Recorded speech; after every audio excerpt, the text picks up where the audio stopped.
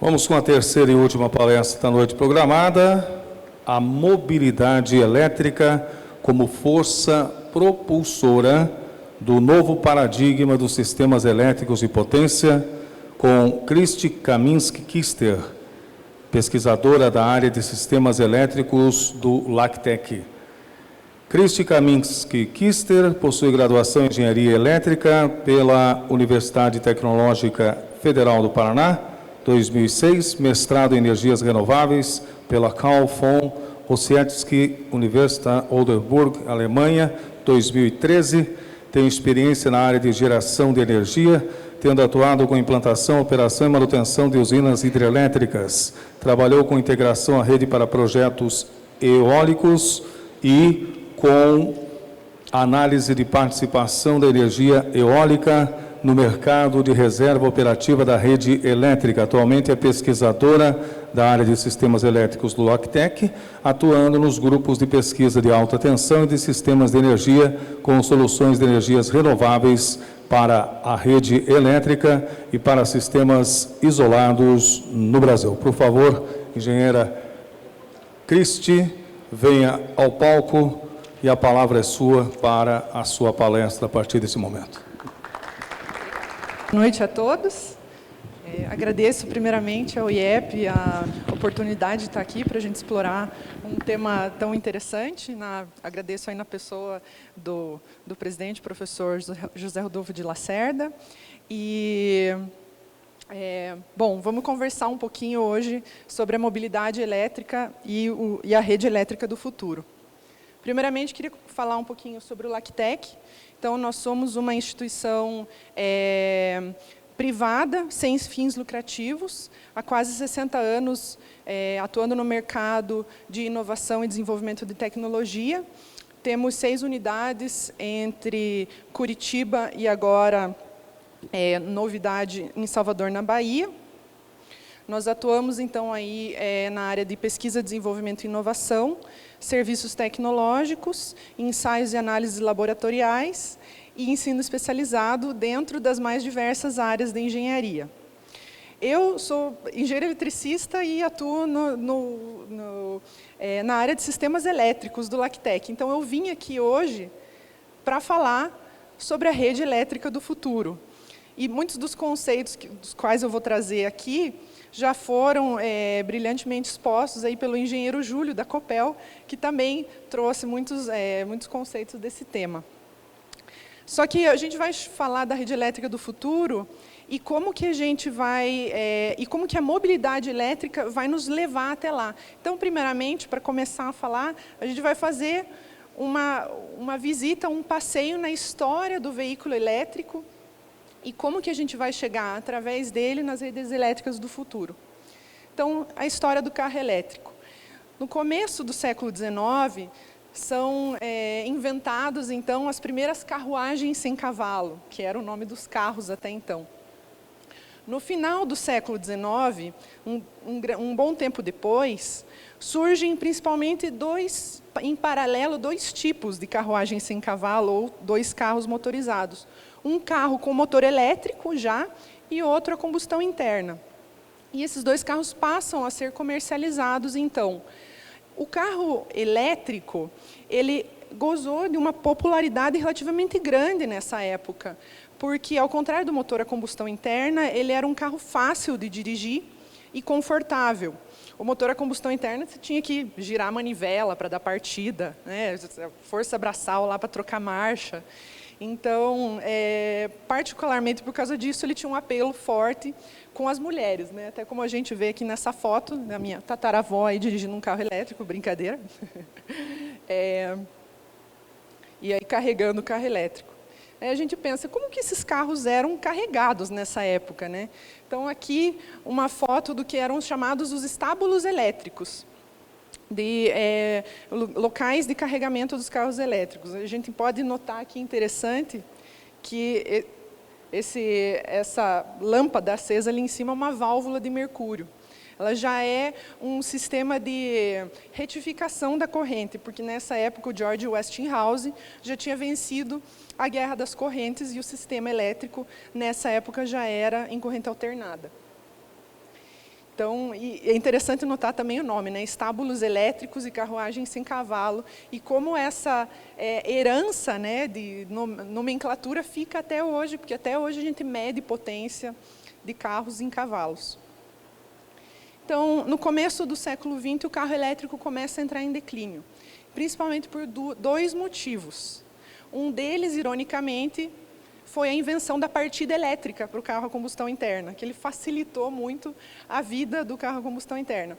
E a segunda e mais importante foi o surgimento de um sujeito na cidade de Detroit, nos Estados Unidos, que veio e revolucionou o preço do carro a combustão interna, começou a fabricar um carro absurdamente mais barato. Quem que era esse sujeito? Henry Ford. Então, o Ford ele trouxe essa revolução para a indústria automobilística e dominou o mercado com o carro a combustão interna. E o carro, essa revolução causada, então, pelo veículo automotivo, a gente pouco entende, mas ela definiu completamente como nossas cidades foram desenhadas e construídas. Porque antes do carro elétrico, a gente tinha uma certa anarquia da mobilidade. Não existia rua e calçada. Rua era rua, não tinha meio fio, não tinha separação. Todo mundo se movimentava junto. Transeuntes, pedestres, carroças, crianças, carros motorizados, todo mundo junto. E aí, com o advento de muitos carros na rua, começaram a ter muitos acidentes. E esses acidentes, a população começou a pedir o bloqueio, não queremos mais carros, não queremos. Proíbam os carros. E aí, o contra-ataque, ou o argumento da indústria automobilística para isso, foi um lobby que hoje é conhecido como Motordom. Eles começaram a fazer feiras de automóveis ao redor dos Estados Unidos, colocando maquetes de cidades do futuro, onde eles advogavam por uma via exclusiva para carros, que é o que hoje a gente conhece como as nossas ruas, né, as nossas autovias dentro da malha urbana. Bom, tudo isso revolucionou as nossas vidas, e ele trouxe um legado fantástico, mas nem sempre só positivo. A gente tem um legado também que tem outros aspectos da adoção do automóvel, que é poluição, barulho, congestionamento. As cidades hoje, elas sofrem desses problemas, nós sofremos desses problemas, e nós sofremos de um certo, até pode-se dizer, isolamento, por conta da quantidade de carros hoje presentes nas autovias. Então, o que a gente quer? A gente quer melhorar, a gente é engenheiro, a gente quer melhorar o futuro, e a gente quer aplicar tecnologias para resolver esses problemas, para tirar a parte ruim desse legado. A gente quer a parte boa. Como que a gente vai fazer isso? O que a gente quer? A gente quer um futuro que seja sem emissões de gases de efeito estufa, a gente quer, e de poluição. A gente não quer mais acidentes, a gente não quer mais congestionamento, mas a gente quer mobilidade e a gente quer rapidez. Como que a gente vai fazer isso? Então, os nossos veículos do futuro, ou até agora do presente, eles serão elétricos, novamente, conectados, como já existe hoje o serviço OnStar, por exemplo, da GM, em que o veículo é completamente conectado e ele está o tempo inteiro sendo monitorado. E quando abre, por exemplo, acontece um acidente em que abre o airbag, automaticamente o carro já recebe uma ligação dentro do carro. Percebemos que o seu airbag foi acionado. Está tudo bem com você? Então, e além disso, nós imaginamos um futuro onde os veículos são compartilhados e autônomos, ou seja, o serviço de Uber já não vai ter mais motorista. Então, a mobilidade ela não vai ser mais o veículo como um patrimônio, e sim a gente vai pensar na mobilidade como um serviço. Bom, então, dentro de tudo isso que a gente quer para resolver, ressurge no final do século XX e no século XXI, o carro elétrico.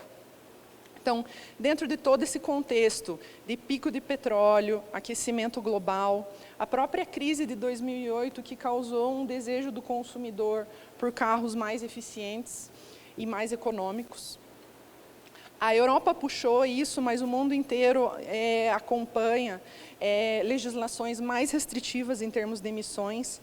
Nós tivemos o protocolo de Kyoto e o protocolo de Paris, e agora, essa semana, está acontecendo o protocolo de Varsóvia. Não estou lá porque eu estou aqui dando essa palestra para vocês, brincadeira. E nessa semana mesmo, já saíram as primeiras notícias dessa reunião lá em Varsóvia, que o que a gente está fazendo para diminuir o aquecimento global ainda não está sendo suficiente. A gente vai ter que tomar medidas ainda mais drásticas para acelerar esse processo de transformação da mobilidade e da dependência do petróleo. Então, uns documentários aqui interessantes que surgiram mais ou menos nessa época, Quem Matou o Carro Elétrico, e depois a sequência desse documentário, que é a Vingança do Carro Elétrico. E nesse documentário, A Vingança do Carro Elétrico, é interessante porque eles mostram a corrida das montadoras para lançar os seus primeiros modelos, né? Então, inclusive, o documentário mostra como personagem o Carlos Ghosn, o presidente da Nissan, que foi preso mês passado, que foi uma pessoa-chave para o lançamento do primeiro Nissan Leaf, que hoje o Nissan Leaf é o líder do mercado em termos de veículos elétricos no mundo, e a história do Elon Musk, quando ele lançou o primeiro modelo do Tesla, que era o Tesla Roadster, né? Então, para quem tiver curiosidade, é um documentário interessante. Bom, tudo isso é muito bonito, mas, Cristi, o carro elétrico é alimentado da rede, e a rede tem termoelétrica. Não estou vendo qual que é a sustentabilidade disso tudo. A chave disso está na questão da conversão da energia. Porque o carro elétrico, ele tem um rendimento, a eficiência de conversão de energia dele, dentro de todo o processo do que a gente chama do poço à roda, muito melhor do que o carro de combustão interna. Então, se você pega um barril de petróleo, você queimar esse barril de petróleo, digamos, 100 unidades de petróleo, queimar esse petróleo numa usina termoelétrica de alta eficiência e descontadas as perdas da rede, as perdas de carregamento e descarregamento da bateria, e o rendimento elétrico do motor do carro elétrico, você chega com 40 unidades de energia. Ao passo que, se você tiver a mesma quantidade de fonte primária, num processo de combustão interna, que é muito menos eficiente, você tem 15% de rendimento. Ou seja, para uma mesma quantidade de fonte primária, mesmo que seja de combustível fóssil, você tem quase o triplo da energia em termos com a utilização do veículo elétrico. Legal, muito bom. Mas nós estamos transformando, então, um sistema dependente de petróleo para dependente de energia elétrica, né? O que vai acontecer com a nossa rede elétrica quando a gente tiver uma inserção massiva de veículos elétricos nessa rede? Então, voltando um pouquinho para trás agora e fazendo a história da rede elétrica. Nós tivemos um desenvolvimento em 250 anos de aplicação da eletricidade, onde a gente passou que a eletricidade era uma novidade interessante, né? Soltava uns rainhos lá, fazia uma luz, para ser uma conveniência legal, agora tem iluminação, né? Posso falar no telefone, a ser uma absoluta necessidade, né? Um hospital não fica mais do que 2 minutos sem energia elétrica, muito menos até do que isso. Então, hoje, as nossas vidas, a gente depende altamente da energia elétrica e cada vez mais, a gente consome cada vez mais a energia na forma de eletricidade, né? O consumo de eletricidade no mundo dobra mais ou menos a cada 8 anos. E como o próprio Júlio falou anteriormente, os índices de continuidade são cada vez mais restritos. Quer dizer, a gente não imagina mais ficar sem energia, sem eletricidade. Então, e a mobilidade elétrica nesse processo surge como uma aceleradora da eletrificação. Só que o grande problema também tem o seguinte: vamos olhar a inserção massiva de veículos elétricos do ponto de vista energético. Foi uma coisa exatamente que o Júlio comentou aqui em cima, ele já matou a charada. A Itaipu Nacional fez um estudo que, se o Brasil usar toda a sua capacidade produtiva para produzir carros elétricos, que é em torno de 3 milhões de veículos por ano, o aumento do consumo da eletricidade sobe 3%. Quer dizer, é um valor, em termos energéticos, perfeitamente viável para se acomodar, em termos de eletricidade. Porém, o problema não é a energia, o problema é a potência. O que acontece quando a gente coloca muitos carros elétricos ao mesmo tempo na rede? Então, aqui, como um exemplo de recarga não controlada, num estudo que foi feito na Holanda, aqui um perfil de carga típico de uma zona residencial, urbana, onde o pico de carga está mais localizado à noite. Aqui o gráfico mostra, então, as horas do dia versus a potência que está sendo consumida da rede. E se você tiver uma penetração de 5% de carros elétricos, ou seja, 5 carros a cada 100 residências, numa recarga não controlada, você já atinge o máximo carregamento da rede elétrica. A partir do momento em que você passa isso para um número não tão absurdo, assim, de 25 carros a cada 100 residências, a capacidade de carregamento da rede elétrica, ela precisa aumentar em muito. Então, essa diferença da potência de pico para o que seria necessário para o carregamento atual da rede, é o que a gente precisaria de reforço na rede elétrica. Então, peraí, Cristi, você está me dizendo que a solução é muscular na rede elétrica. É colocar mais aço, mais alumínio, mais cobre. Vamos bombar essa rede aí para aguentar toda essa quantidade de carros. Será mesmo que a gente precisa de força bruta para resolver esse problema? Ou será que a gente consegue resolver isso com um pouco mais de cérebro?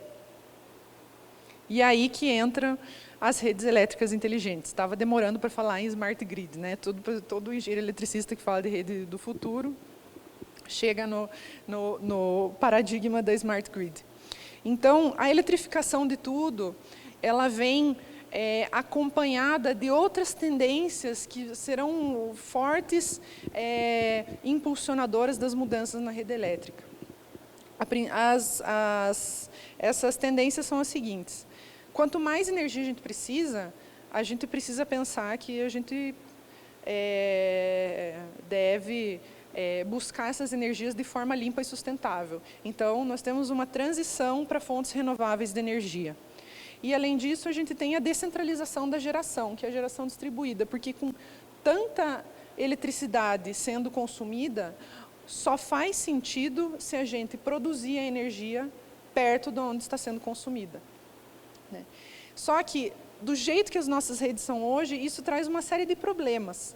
Então, a energia renovável tem o problema da intermitência, o aumento da demanda tem o problema que as nossas redes atuais elas já estão no seu limite, e a geração distribuída tem o paradigma do fluxo unidirecional. Quer dizer, até quando a gente trata do sistema elétrico, a gente fala como se fosse um rio. Está a montante ou está a jusante do transformador, quer dizer, como se sempre flui na direção da geração centralizada para a carga. Não vai ser mais assim. E a resposta inteligente para isso é que a gente precisa criar mecanismos de gerenciamento de energia. Só que quando a gente fala de mecanismos de gerenciamento de energia, a gente está falando de um problema muito mais intrínseco a cada um de nós. Quer dizer, eu tenho agora na minha casa o meu painel fotovoltaico, o meu veículo elétrico e a minha necessidade de consumo da minha residência. Será que vai ter um sistemão central lá? Será que aquele centro de controle da Copel vai controlar agora, quando eu faço a minha recarga ou quando não? ou quando eu posso ou não posso injetar a energia do meu painel fotovoltaico na rede? Não. Então, a grande inteligência da rede elétrica, e aqui a grande mensagem que eu quero trazer com essa apresentação para vocês, o grande paradigma que vai mudar na rede elétrica é você. Sim, você. Nós passamos a ser o ponto central do sistema elétrico. Um sistema onde a gente tinha, assim, por exemplo, vou fazer uma digressão com um exemplo aqui. Quantos de vocês já sentiram com dor no coração quando aparece na televisão que Itaipu está vertendo água?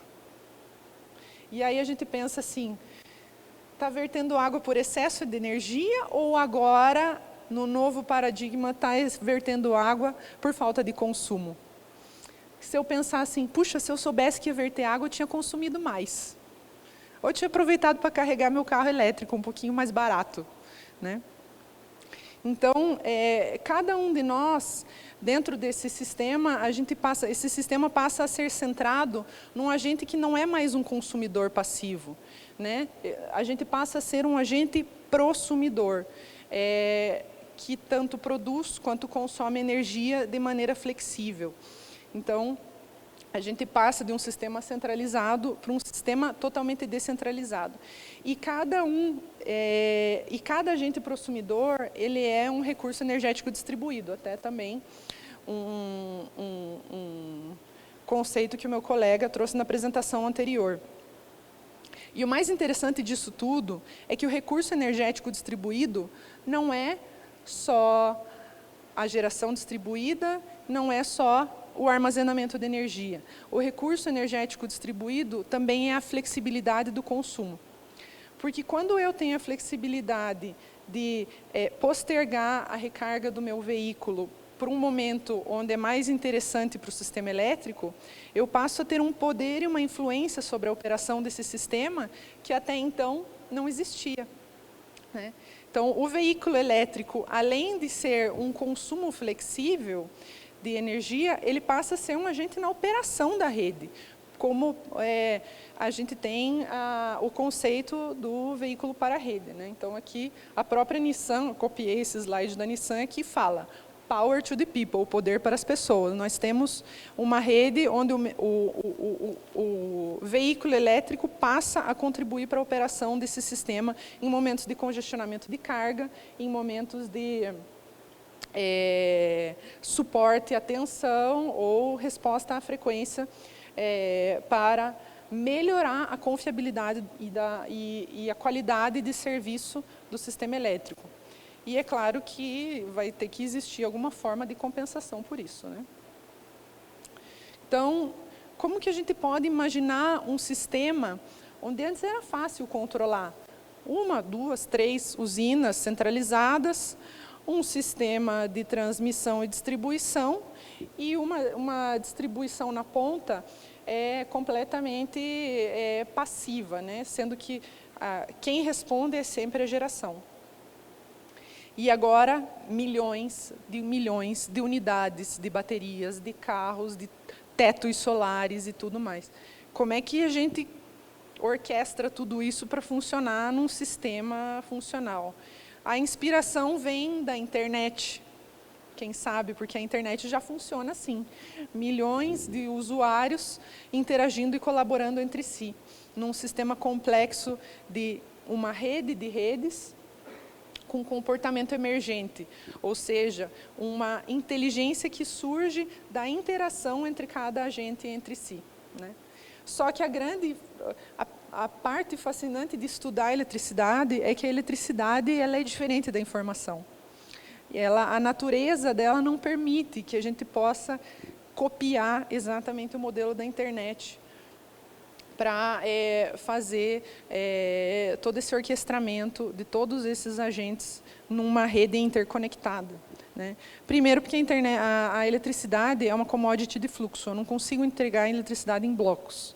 Ela é como a água ou como o gás, você só consegue entregar ela em fluxo. e eu não consigo determinar por qual caminho a eletricidade vai passar. A eletricidade ela vai passar pelo caminho de menor resistência. Então, ela é o que a gente chama de passividade da rede elétrica, né? A eletricidade sempre vai caminhar pelo caminho de menor resistência. E também porque não há armazenamento inerente no fio. Não quero dizer que não tem armazenamento de energia. A energia é diferente de eletricidade. Quando a gente fala que não há armazenamento inerente num sistema de eletricidade, a gente fala que a equação de geração e consumo, ela é dinâmica e ela tem que ser sempre se equalizar a cada momento, a cada instante, né? Mesmo com o advento do armazenamento de energia, o armazenamento de energia passa a ser ou uma fonte de consumo ou uma fonte de geração desse balanço dinâmico das redes elétricas, né? Então, como que a gente vai conciliar os interesses da rede para que a rede opere de forma confiável e com qualidade, com os interesses de cada um desses milhões de agentes que estão interconectados nela e operando de maneira a influenciá-la? E a resposta para isso está na economia e no livre mercado. Então, a gente começa a pensar na utilização como valor como parâmetro operacional das redes elétricas. A gente evolui de um conceito de smart grid para um conceito de transactive grid. É uma rede transacional, é uma rede onde transações comerciais de energia estão acontecendo a cada instante e onde cada um desses agentes pode fazer transações comerciais um com o outro num sistema dinâmico e automatizado.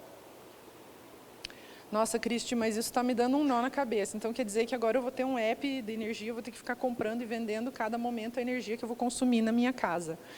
Não é bem assim, né? Tudo isso vai funcionar de uma maneira automatizada, onde em cada momento cada sistema consumidor de energia está oferecendo numa plataforma ou num mercado eletrônico similar a um mercado de ações, por exemplo, bids de quantidade e preço de energia no qual ele está disposto a comprar, e os geradores de energia estão fazendo isso também, fazendo ofertas de energia nesse sistema. Então, a minha máquina de lavar roupa, ela vai me perguntar a quanto por quilowatt-hora você quer lavar sua roupa. E aí eu vou responder para ela, nesse valor você pode mandar lavar. E ela automaticamente vai participar dessa plataforma eletrônica nesse mercado para consumir energia. Então, isso cria, aí, obviamente, que esse mercado, ele tem, né, toda a base aí na curva de oferta e demanda da microeconomia, onde é encontrado um ponto de equilíbrio de mercado, que é o preço onde a energia é liquidada e onde a energia digamos, vendida e consumida. E esse mercado acontece em tempo real. Então, a tarifa branca, como o Júlio mencionou antes, ela é uma tarifa estática. Aqui a gente tem um preço dinâmico em tempo real que está mudando a cada minuto em que as novas demandas e as novas ofertas de energia estão acontecendo. E à medida que há muito mais demanda que oferta, começam a acontecer picos de preço e aí automaticamente a demanda cai.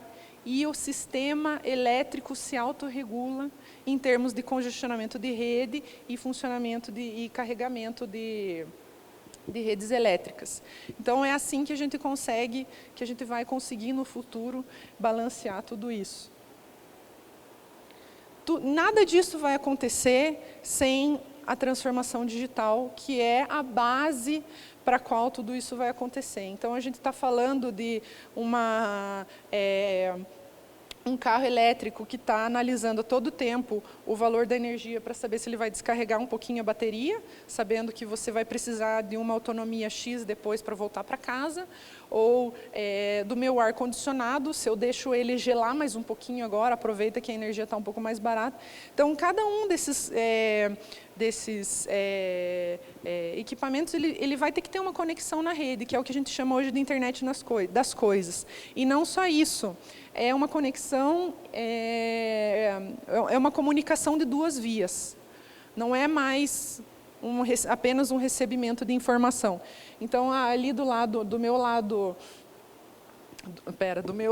direito aqui, do lado direito de vocês, aliás, todos os equipamentos da rede comunicando em duas vias, fazendo um transporte de dados para um barramento, toda essa comunicação, essa transformação digital, ela tem que ser interoperável, né? Então, a gente fala hoje de conceitos de interoperabilidade para toda essa digitalização.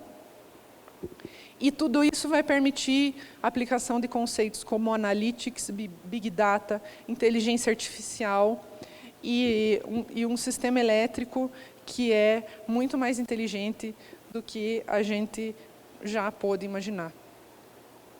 Isso tem uma implicação muito grande, remetendo, então, lá para onde a gente começou, que essa rede elétrica altamente interconectada, essa interconectividade de energia, de mobilidade e de comunicação, ela é a plataforma integradora das cidades inteligentes.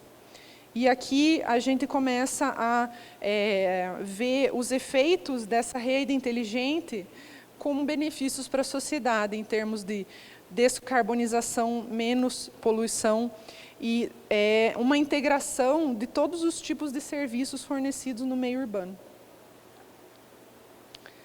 Então, tudo isso vai culminar no urbanismo do futuro, que vai ser a integração de todos esses conceitos que a gente conversou aqui hoje, né? A mobilidade, a energia, a conectividade. Aqui deixo para vocês uma foto da Marechal Deodoro com a Praça Zacarias, ali naquele canto do futuro. Né? Tem até um museu ali, ó, como vai ficar bonito o Instituto de Engenharia. Então, recapitulando um pouquinho tudo isso que a gente falou, porque a gente deu um mergulho a fundo aqui em coisas muito, né, que ainda não estão assim tão próximas do nosso dia a dia.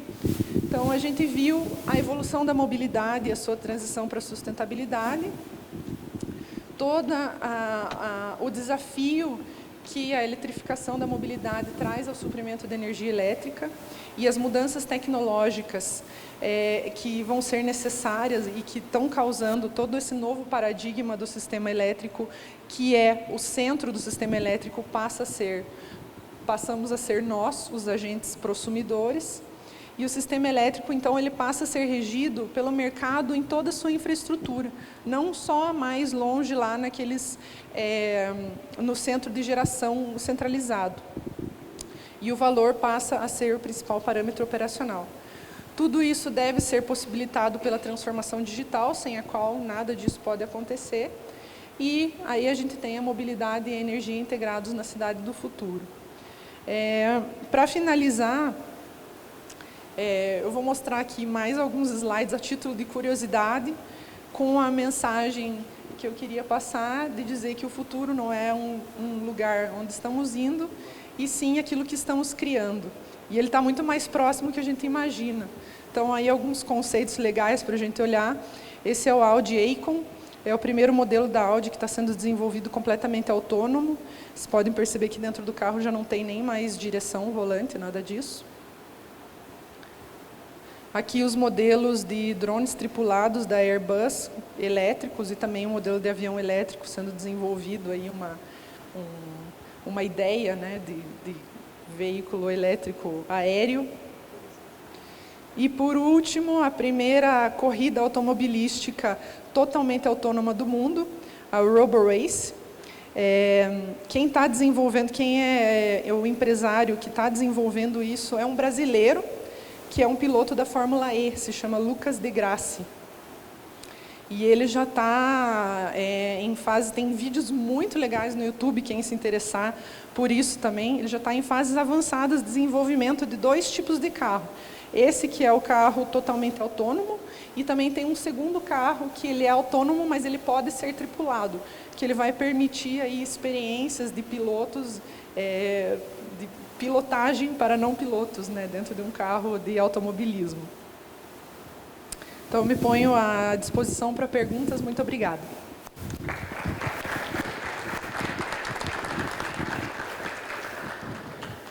Aqueles que desejarem realizar questionamentos, nós temos um breve intervalo aí. Por favor, que seja por escrito. A nossa recepcionista está à disposição.